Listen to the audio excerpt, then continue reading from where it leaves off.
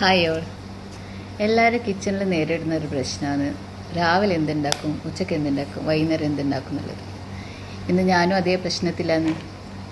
അപ്പോൾ ഞാൻ ഫ്രിഡ്ജ് തുറന്ന് നോക്കുമ്പോൾ അതിൽ ചെമ്മീൻ. സാധാരണ ഈ ചെമ്മീൻ കറിയും പുട്ടാണ് ഉണ്ടാക്കൽ. അപ്പോൾ ഞാൻ ഇന്ന് ഒന്ന് മാറ്റി പിടിച്ച് നോക്കാമെന്ന് വിചാരിച്ച് ചെമ്മീൻ പുട്ടുണ്ടാക്കിയല്ലോ എന്ന് വിചാരിച്ച്. അപ്പോൾ നമുക്കൊന്ന് സ്റ്റാർട്ട് ചെയ്താലോ. ചെമ്മീൻ പുട്ടെന്നല്ല വിചാരിക്കുന്നത് നിങ്ങൾക്ക് വലിയ എന്തോ കാര്യമാണ്. ചെമ്മീൻ കറിയാക്കുന്നതിനേക്കാളും സിമ്പിളാണ് ഈ ചെമ്മീൻ പുട്ടുണ്ടാക്കുന്നത്. സാധാരണ നിങ്ങൾ പുട്ടാക്കുന്ന മാതിരി തന്നെ കുഴച്ച് വെക്കുക. അതിനുശേഷം ചെമ്മീൻ ഫ്രൈ ആക്കുക.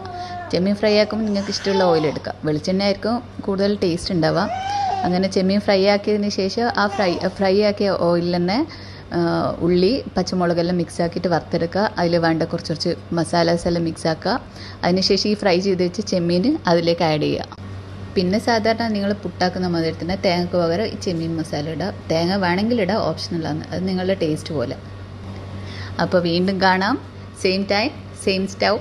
ബൈ.